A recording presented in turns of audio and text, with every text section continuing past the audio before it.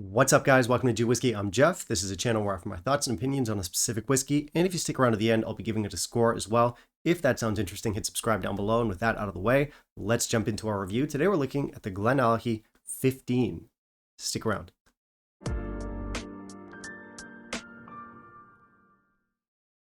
All right, so it's a Glenallachie today. It's the old Glenallachie. This one is from last year. It's from 2023, and as I'm sure a lot of you out there already know, the brand recently rebranded.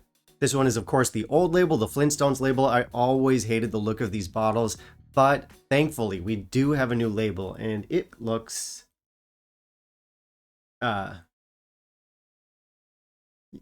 the whiskey that matters anyway, right?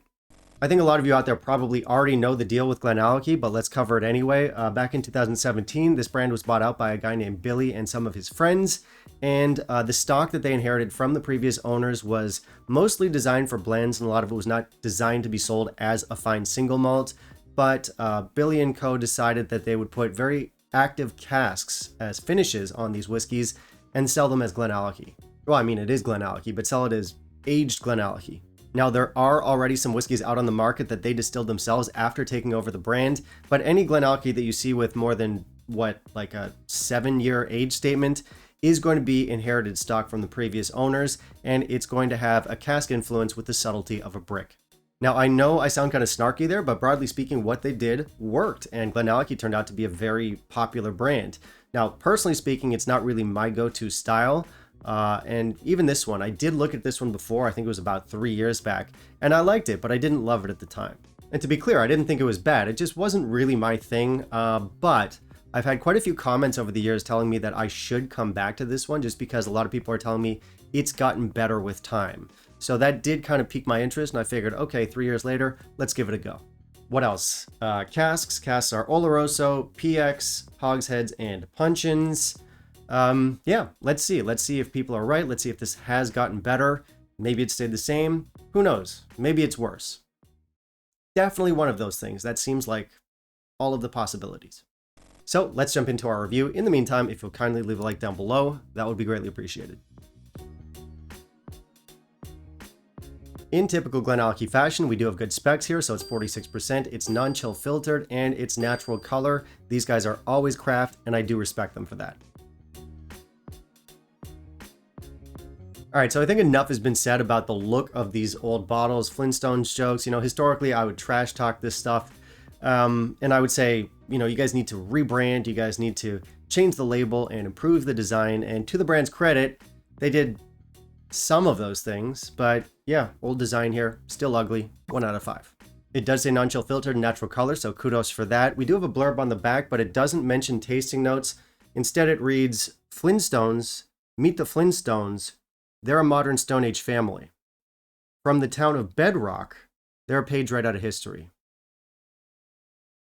Nothing to do with whiskey. I don't know why they wrote that.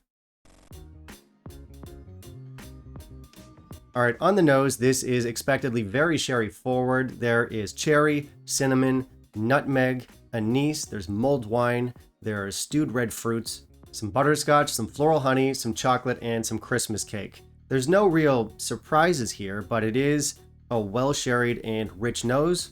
Smells nice. On the palate and finish, this is mouth coating and full flavored. It's both sweet and spicy up front. I get oak spice, cinnamon, black pepper, wine gums, raspberries, blackberry jam, black currant, that fruit syrup that you get on ice cream sundaes. There's spearmint, wet wood, and milk chocolate. Medium finish. Wait, so you eat wet wood? Sure do. Okay, so to all the people that told me to come back to this one saying it's gotten better over the years, that might be. I know for a fact that this can be quite batchy stuff, but I don't see it. This stuff is all cask, and I often say that if something's all cask, as long as the cask play is good, it can still be a very enjoyable whiskey. I wouldn't say the cask play here is bad, but yeah. And I do realize that crafting these kinds of whiskeys are a big challenge for the producers just because, as I mentioned earlier, a lot of the distillate that they inherited from the previous stock, which is this stuff, was not intended to be sold as a fine single malt. And they're doing their best to kind of turn it around. And for the most part, they've been successful, and a lot of people do enjoy their whiskeys. I've always found them too cask forward, but they have to be by their very nature. Or scratch that, they don't have to be. There is this perception out there, and I think it's largely warranted, where the Glenallachie distillate is not bad, just kind of unimpressive.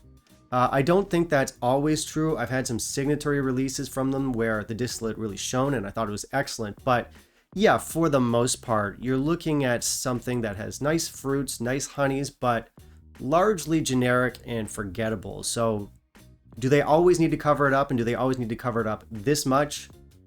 I don't know, man. I don't make the stuff. At the end of the day, all I can say is that it is a lot of cask, and it's not my go-to style, but that said, a lot of people out there do like it. For our flavors, this is resiny, it's wine gummy, it's spearminty, it's spicy, it's thick, it's rich, it's kind of syrupy, but thankfully not too cloying. It's gonna make the big sherry crowd pretty happy. I think my issue here is that it's not the most balanced whiskey because, as I said, it's very cask forward. It's a little bit spicy, that spearmint note comes on a little bit too strong for me. And there's even that resin, wet, woody type notes that on paper I normally would like. Those aren't really clicking for me here either. And another issue that I didn't think about until just now is age, because at the outset, you could tell me this is 15 years old and I'd believe you, but you could also tell me it's 12 years old and I might believe that too. It's muddy. To its credit though, it's not a linear whiskey. We do get complexity. We do get some good intensity here. As I said, there's a couple notes that don't work for me and it's mostly a balance thing. But I think at the end of the day, we can chalk all of this up to personal preference because this is not the kind of whiskey that I go for and it's not really my brand.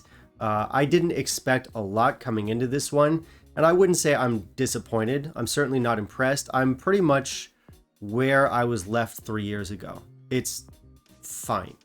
I think if you've never had Glenallachie before and you like Big Sherry, this will work for you. If you have had Glenallachie before and you liked it then, you're probably going to like this one. It's just the whiny people like me who have never really connected with this brand that are going to, well, whine. But I got to be honest with you guys, this one is not any better than the one I had a few years back. I brought my scoring system down. It was 83. That probably translates to what, 81, 82, which is where I'd land on this one today. Let's be generous. Let's give it an 82. It's just not for me. But I will say this. Yes, I'm not a big fan of this one. I wasn't a big fan of the one I had 3 years ago. But between those two bottles that I owned, I have had sips from other people's bottles that, at least in the moment, I thought were better than what we've got here. This is a batchy whiskey, and Glenallachie, by its very nature, is a brand that is still evolving. So it is a fun one to come back to every once in a while, even if it doesn't always hit. Now, before we jump into value, guys, I do want to say a quick thank you to my patrons and my channel members. Guys, thank you so much for the support. And if you want to help out, if you want to help give me your money, no, that's not the pitch.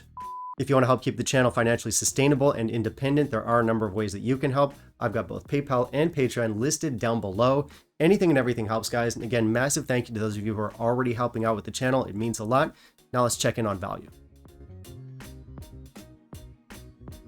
For value, I can't be too harsh. I think the value is okay. I paid about 70 US, roughly 55 pounds.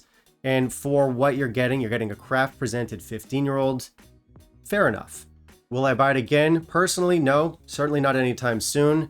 But if you heard the description and it sounds like something you'd like, if that's your kind of whiskey, then sure, go for it. I don't see why not. The price should be reasonable.